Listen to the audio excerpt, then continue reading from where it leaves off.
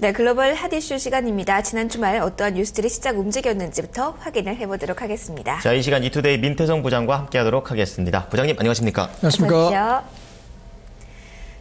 네, 내용들 확인해보기 전에 먼저 헤드라인으로 살펴보시죠.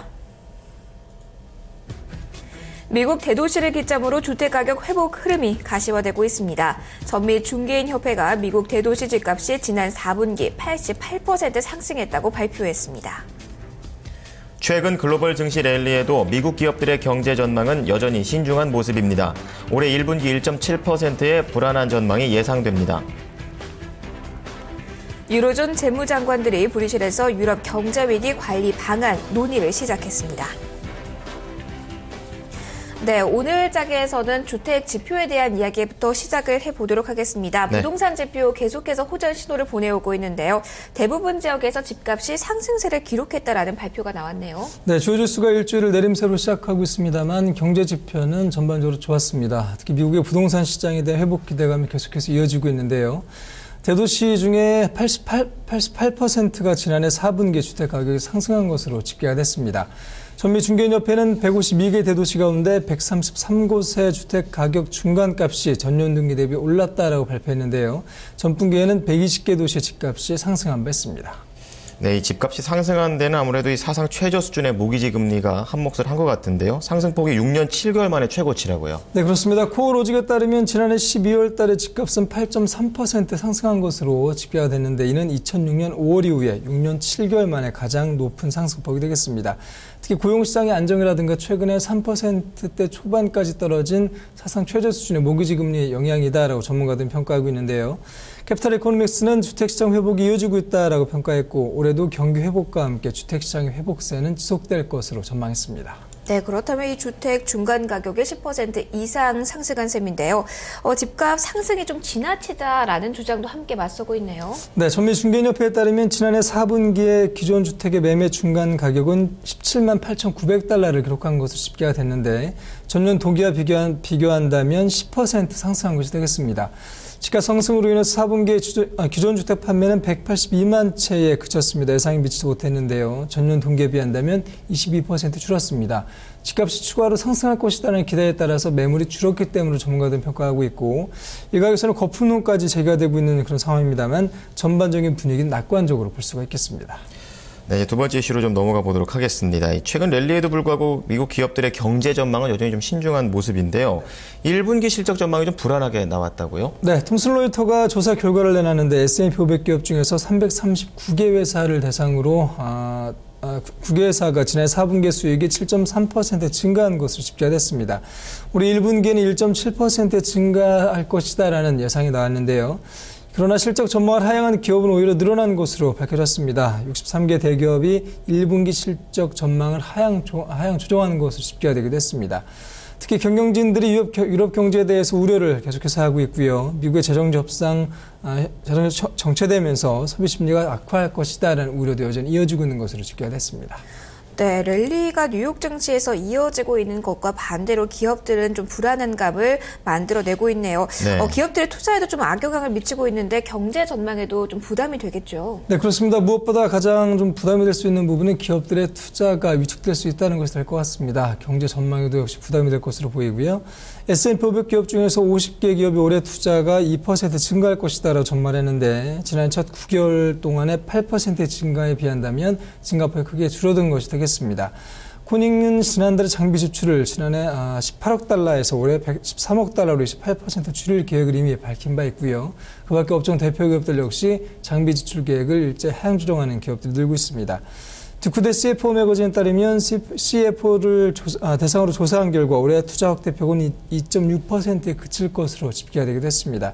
지난해 9월 달에는 3.7% 정도였는데 한 4개월, 5개월 만에 확대폭이 크게 줄어든 것이 되겠습니다.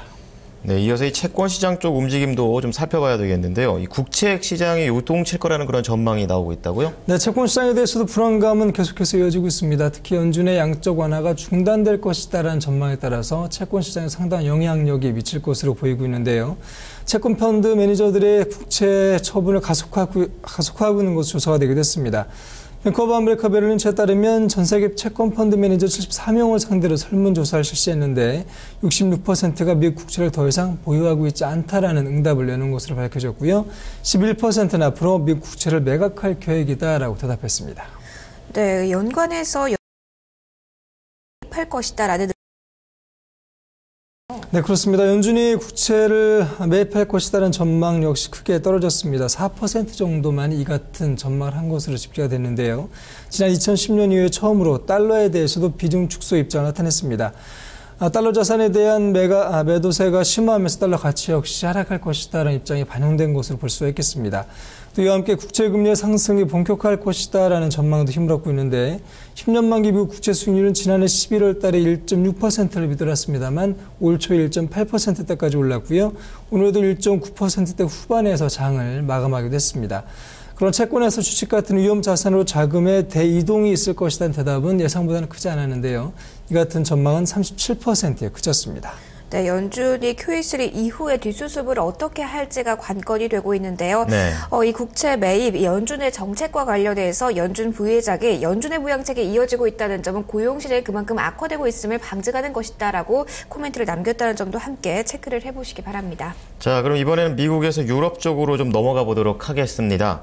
예, 유로존이 재무장관들이 회동을 좀 가졌었는데요. G20 회담에도 관심이 쏠려 있다고요. 네, 오늘 브뤼셀에서 유로존 재무장관들이 회동을 가졌습니다. 특별한 이슈는 없는 걸로 보입니다만 프랑스 같은 경우에는 유로존의 강세에 대한 논의를 강조하고 있는 것으로 보이고요.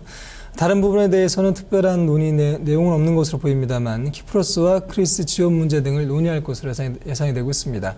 시장에서는 이 밖에 오늘 15일부터 이틀간 러시아 모스크바에서 열리는 G20 재무장관과 중앙은행 총재 회담에 주목하고 있습니다. 이 자리에서는 환율 조작 문제가 주요 화두로 달아질 것으로 전망이 되고 있습니다. 네, G20 회의가 현재 열릴 예정인데요. 이를 앞두고 좀 경계감이 좀 나타난 것 같아요. 혼조세로 유럽 증시가 마감됐죠. 네, 유럽 증시는 혼조세를 보였습니다. 영국 증시가 0.21% 올랐고요. 프랑스 증시가 0.03%로는 강보합권에서 마감했습니다만 독일 증시는 0.24% 빠졌습니다. 말씀하신 것처럼 유로존 재무장관 회의 결과가 어떻게 나올 것인가에 따라서 좀 관망세가 나타난 것으로 보이고요. 특징 종목으로는 제약사인 노보 노르디스크의 주가가 14%나 빠지는 급락세를 보였습니다. 인슐린 약품에 대해서 미국 당국이 승인을 거부했다는 소식이 악재가 됐습니다. 네, 마지막으로 이 상품 시장 마감도 전해주시기 바랍니다. 오늘 주요 상품 가격은 혼조세로 장을 마감했습니다. 유가는 올랐습니다만 금값은 내린 세를 보였는데요. 국제유가는 배럴당 1.31% 오른 96.97달러로 현재 시간의 거래에서 움직이고 있습니다. 금값은 온스당 0.98% 빠져서 1650.60달러를 기록하고 있습니다. 예, 민태정 부장님 오늘 말씀 감사합니다. 네, 감사합니다. 고맙습니다. 네, 글로벌 핫 이슈 시간에 다룬 내용들 헤드라인으로 다시 한번 정리해드리겠습니다. 전미 중개인 협회가 보고서를 통해 지난해 4분기 152개 대도시 중 88%에 해당하는 133개 지역의 주택가격 중간값이 상승했다고 밝혔습니다. 최근 글로벌 증시 랠리에도 미국 기업들의 경제 전망은 여전히 신중한 모습입니다. S&P 500 기업 중 50곳이 올해 투자를 2% 증가할 전망인데요. 지난해 첫 9개월간 8% 증가에 비해 하락했습니다. 유로존 재무장관 회담이 시작됐습니다. 이번 회의에서는 재정, 금융위기 국가의 위기 탈출을 지원하고 유로존 경제 회복 방안이 논의될 예정이라고 EU 전문 매체들이 전했습니다. 자, 이어서 미국 시장을 움직인 재료들 키워드로 살펴보도록 하겠습니다. 김보선 캐스터가 전해드립니다.